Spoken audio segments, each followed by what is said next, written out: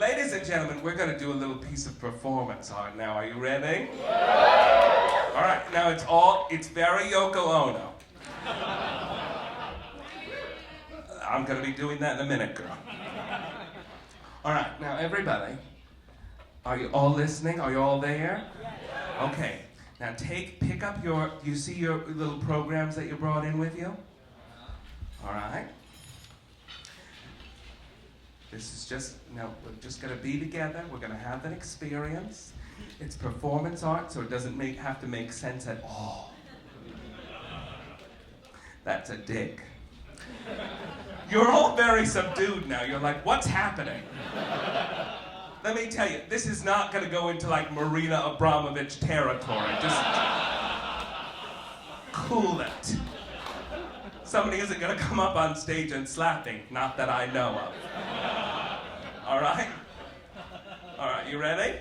Now take that program and put it in your left hand. All right? Now crumple it. Now crumple it harder. Now crumple it harder. Squeeze it as tight as you can. And throw it on the table. That's your white privilege.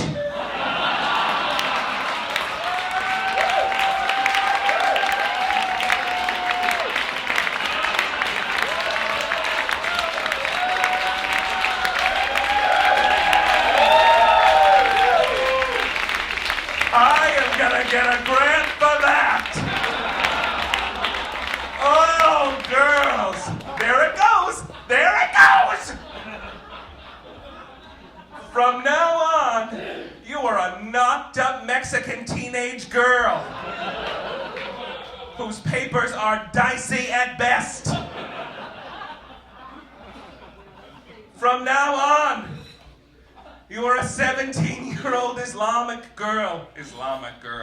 Muslim girl from Queens who has a problem with meth. You are these girls. You are in the same boat with everybody else now, ladies and gentlemen. There's no time for you to think that doesn't affect you, because from now on, it all affects you.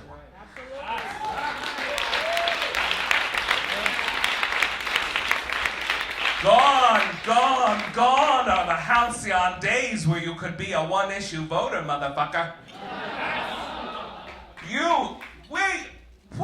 What the fuck? I don't mean to get angry, but actually I do. I mean to get angry because it's like, have you noticed that it's all quieter? In LA, the morning it happened, now literally, I was sitting in my apartment and I'm watching it happen, and then I started cleaning surfaces. That part is true. But I did instantly think, okay,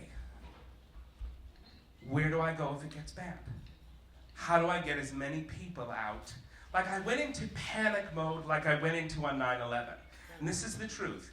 Because when 9/11 hit, I was living at 14th Street, and I saw the second plane hit out my window. And everything was closed up to 14th Street, and we went down to St. Vincent's because we thought, in my head I thought, I'm gonna be like a Civil War nurse. And go and roll Band-Aids or something. Like, me and Miss Melly are here to make syringes from pine cones. What the fuck was I doing? But I was like, okay, all right, oh shit. And I panic and I think, okay, what can we do to help? And the thing is, right now, what can you do? There are lots of things you can do. You can start giving money, you can start looking at how you're planning your lives, but what you have to keep in mind at any given moment, from now on, and I can't stress this to you enough, is that we're all in the same boat together.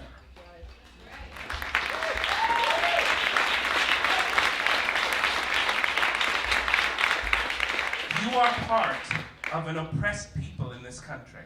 Whether you realize it or not, whether everybody likes you at your workplace and your mother calls you on your birthday and doesn't scream faggot into the phone, you are an oppressed people. Your rights are in jeopardy, just like the rights of women, just like the rights of black people. And guess what? You're black people. You're Latino. You're Asian. You're people that are undocumented. You are part of a group that is trying to be crushed by a dying infrastructure of white supremacy. And yes, it does not feel like that right now. It feels like shit.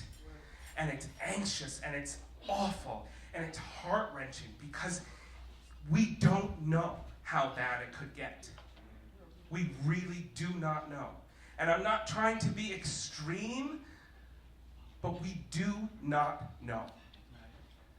And you have to be prepared for a situation like that we do not know how bad it can get. You've seen people like Mike Pence.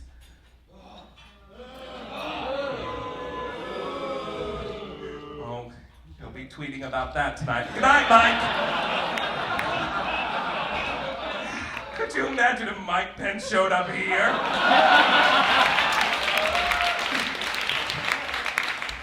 My God. He'd wish for a booing. Lord sakes. No, but I mean, it's unconceivable that this is happening. But you have to be involved and you have to be prepared, and you can't let things you can't get back into the mindset that it's not our problem. Because that's how they're going to divide us all to begin. They're going to divide us from now forward. It is your problem. How Muslims are treated in the city is your problem. That there's swastikas on a park in Greenpoint is your problem.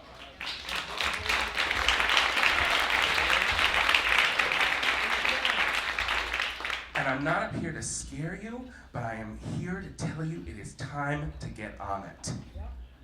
It is time to be directed, it is time to be focused, and it is time to, like Jennifer Lewis says on the internet, I ain't about